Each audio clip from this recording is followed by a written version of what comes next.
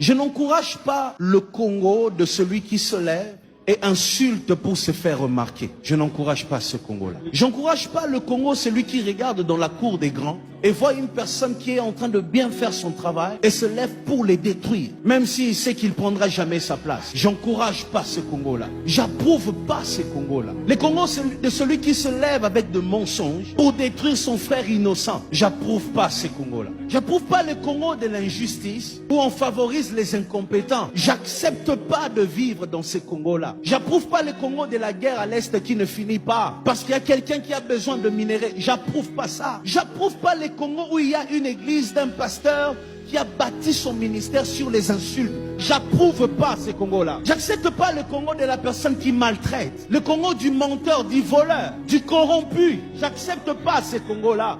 Je ne veux pas vivre dans ce Congo-là. J'accepte pas le Congo de celui qui combat sans savoir pourquoi il combat l'autre. J'accepte pas le Congo de celui qui reconnaît ne pas avoir des compétences. Alors il se dit, la seule manière pour moi d'arriver dans la cour des grands, c'est de détruire, c'est d'insulter pour me faire remarquer. Le Congo où on voit des pasteurs qui se lèvent, qui cherchent la face de Dieu, qui guérissent des malades, qui font des miracles et qui font avancer leur ministère. C'est ce Congo-là que moi je veux. Le Congo, il y a des bons avocats, de vrais juges. C'est ce Congo-là que nous cherchons. Le Congo des politiciens qui prônent des valeurs, des politiciens qu'on ne retrouve pas dans des bassesses, mais qui travaillent pour sauver des générations. On peut encore vivre dans ce Congo-là. C'est possible. Si moi et toi, on se lève, on commence à lutter contre les antivaleurs. On commence à voir un innocent qui est en train d'être détruit. On se lève et on dit non, nous en avons marre, assez, ça doit s'arrêter. Jusqu'à quand nous allons voir, regarder comme ça, nos héros en train de mourir,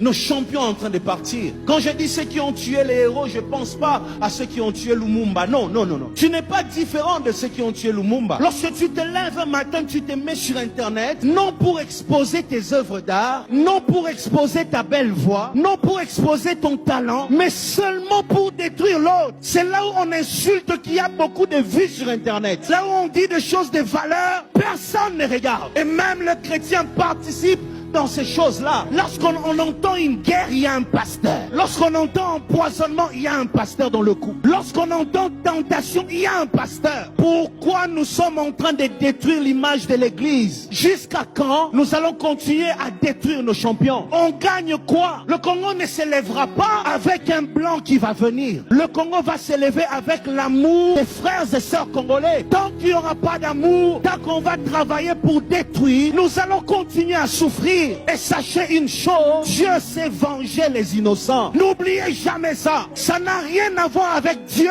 Ça n'a rien à voir avec l'église. Même un innocent païen, même s'il est païen, mais s'il est innocent, son sang va crier. Congolais, est-ce qu'on peut vivre avec amour?